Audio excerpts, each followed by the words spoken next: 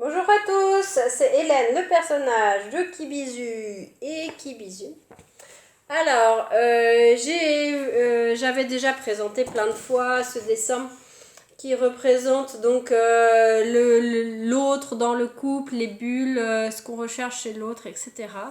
C'est quelque chose que je présente souvent au Café Poly que je co-organise ici à Prague, mais des fois aussi dans ceux en ligne auxquels je participe. Des fois aussi on peut en parler. Et en fait, en parlant de ces cibules, justement, et même moi en le vivant depuis quand même 3 ans et demi, je me suis rendu compte que j'étais beaucoup plus flexible qu'avant. Flexible sur quoi justement? Parce que comme moi on m'avait appris, et même autour de moi je le vois, c'est la même chose. Et quand j'avais posé la question après mon divorce, comme j'avais déjà expliqué, qu'est-ce que vous attendez chez l'autre, on attendait ce 6 en 1. Donc moi j'appelle ça les 6 bulles en 1. J'ai pris l'habitude le 6 en 1 ou en tout en 1, enfin je sais pas quoi. On attend chez un partenaire en face qui soit tout en 1. Et surtout, en fait, c'est pour ça que dans les cafés polis on en a parlé, et surtout un tout en 1 qui corresponde parfaitement au même curseur que nous. Pourquoi? Donc, voilà mon nouveau schéma qui représente l'autre dans le couple, toujours, c'est la suite, si on peut dire, avec les 6 bulles, toujours, mais avec les 6 bulles qui sont avec chacune un spectre. On parle de spectre de l'amour, de spectre du désir sexuel, du spectre, et puis voilà, j'ai fait pour chacun un spectre. Et j'ai mis comme sous-titre la question de l'amatonormativité. Alors, qu'est-ce que c'est que l'amatonormativité? On en parle justement dans les cafés polis. Amato, de amare en latin, ce qui veut dire aimer, et normativité, la norme, donc la norme, l'équerre. J'ai une petite équerre. Et qu'est-ce qu'on nous a enseigné? En fait, on nous a enseigné que l'amour correspondait à certains critères, si on peut dire très normés justement, en tout cas pour ma génération, même celle d'avant, etc. C'est quelque chose d'assez récent finalement. Et surtout, en fait, si on peut dire, on nous a enseigné que l'amour, certes, voilà, moi j'ai séparé ça en plusieurs bulles, mais on nous a enseigné que c'était en tout en un, et puis c'est tout quoi. Basta. Du coup, d'où des fois les gens ils relient amour et sexualité alors que ça peut être tout à fait quelque chose de séparé. D'ailleurs, on est dans la vie quotidienne, si on peut dire.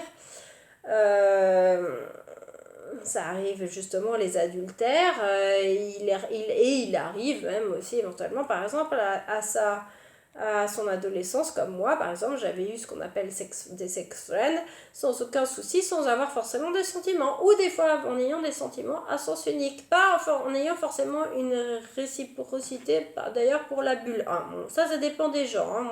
Moi c'est mon cas à moi, mais justement c'est ce que je vous dis, c'est mon cas à moi. Alors les curseurs que j'ai mis là, je les ai mis au pif, hein, ça correspond pas forcément à moi, peu importe. Chacun a ses curseurs sur ce spectre, sur chaque spectre de chaque bulle, et curseurs qui peuvent changer selon le moment de la journée, selon la semaine, selon le mois, selon l'âge, selon le moment de la vie, enfin avec une multitude de, si on peut dire, de conditions, ou enfin pas de conditions, de circonstances, voilà, de circonstances, etc. Les curseurs, ils bougent, ils sont flexibles. Et en fait, s'engager, si on peut dire, sur un 6 en 1, et qu'en plus, un 6 en 1, on attend une réciprocité et une parfaite égalité sur où est l'emplacement du curseur. Donc, par exemple, s'il y a une personne A, disons, une personne A qui a les curseurs situés comme je les ai dessinés au pif, là, elle attend que le deuxième va être aussi avec la même chose.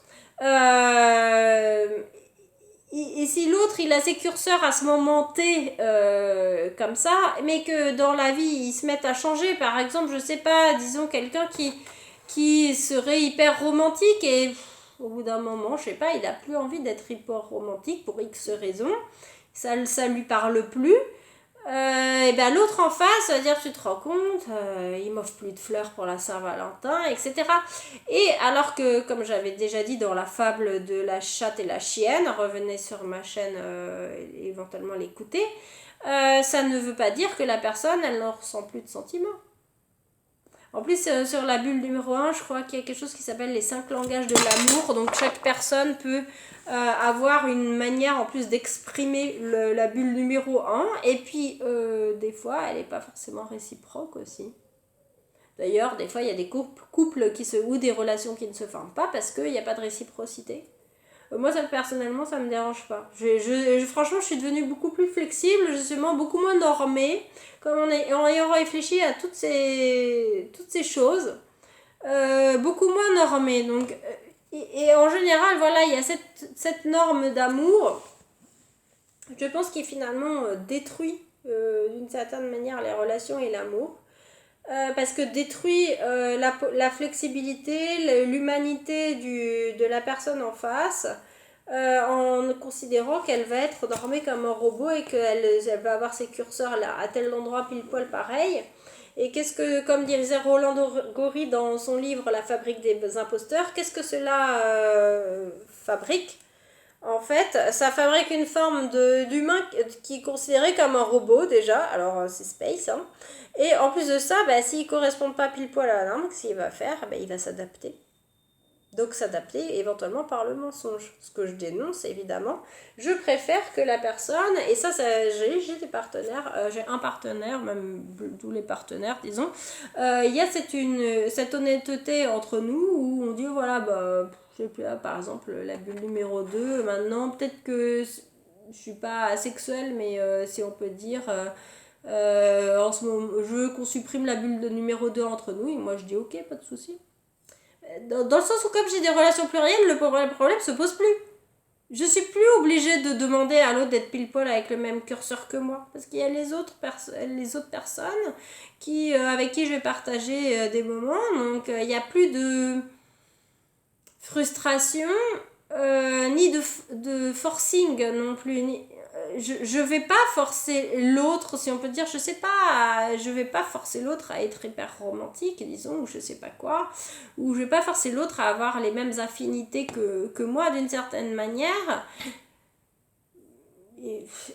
En fait, c'est beaucoup plus, je dirais, réaliste.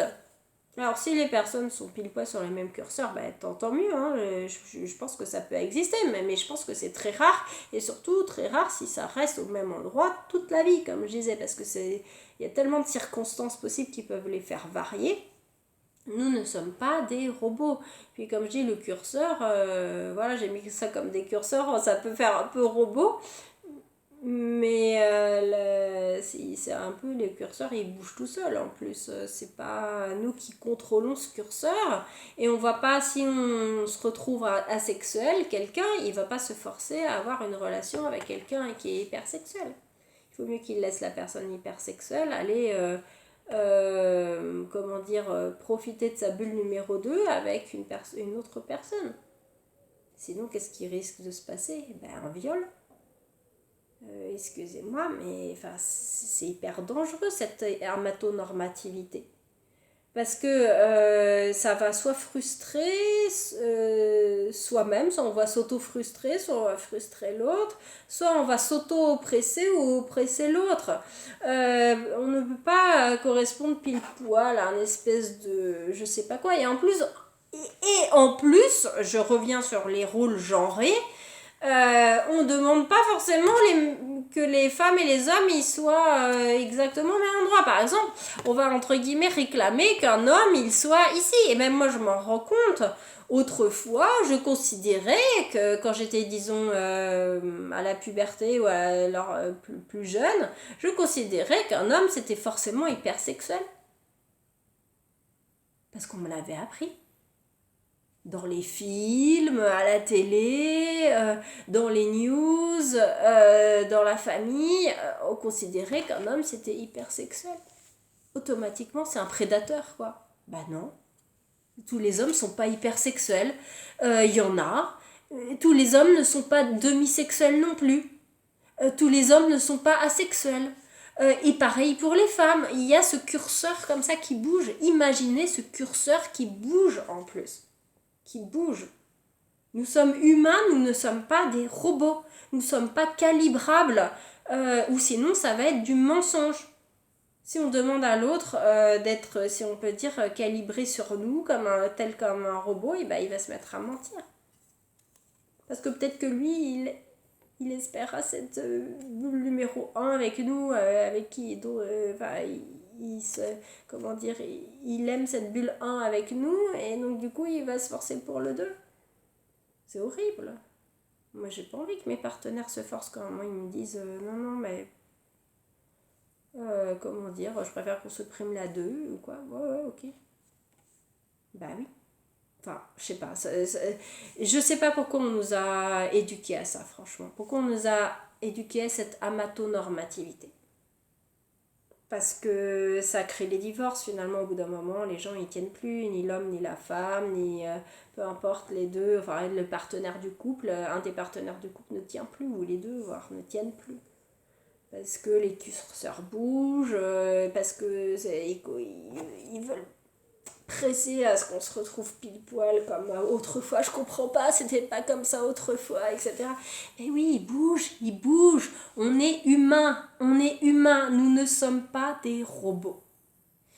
Enfin, je sais pas, j'avais déjà parlé de ça avec l'histoire de la doxa. Alors, il y en a peut-être, comment dire, ça leur va de correspondre à une doxa, poly-I, pardon. Ça leur correspond peut-être, la matonormativité, peut-être que pile poil ils correspondent à ce qu'on leur a appris, ou peut-être qu'ils s'y conforment parce qu'ils y réfléchissent pas, et puis. Mais je pense que les drames des divorces, les drames des violences conjugales, c'est pas étonnant.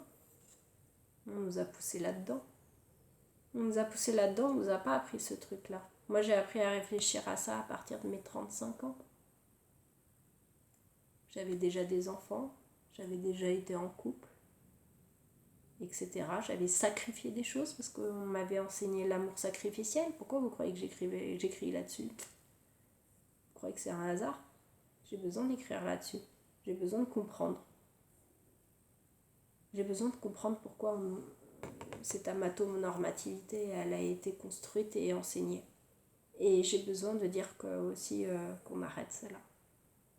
Parce que autant pour moi je suis contente de me rendre compte qu'il y a ces curseurs flexibles pour mes partenaires en face, comme pour moi, comme pour mes amis, tout ça, je suis super contente. Mais non, on ne m'oppressera plus, et j'ai pas envie que, ni pour mes enfants, ni pour les jeunes actuels ou du futur, etc., j'ai pas envie qu'ils apprennent ces bêtises qu'on nous a enseignées. Ces bêtises dangereuses qu'on nous a enseignées. Dangereuses. Franchement dangereuses. Voilà.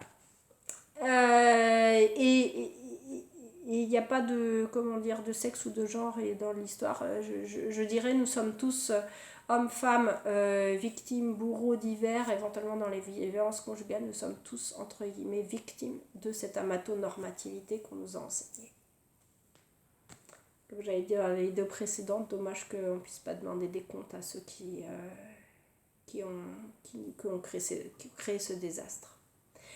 Allez, alors, réfléchissez à vos curseurs. N'hésitez pas à les bouger quand vous avez envie de les bouger. Si à un tenté, ça vous convient comme ça. N'hésitez pas à en parler avec la personne en face de ses curseurs, parce que peut-être que lui aussi il aura envie d'être plus flexible en face. Réfléchissez à cette humanité qui nous anime tous, et arrêtez avec le côté robotique qu'on nous a enseigné. Voilà, allez. Réhumanisons le monde d'une certaine manière et reconnaissons que nous ne sommes pas nous ne pouvons pas être normés. Voilà, allez, à bientôt, au revoir.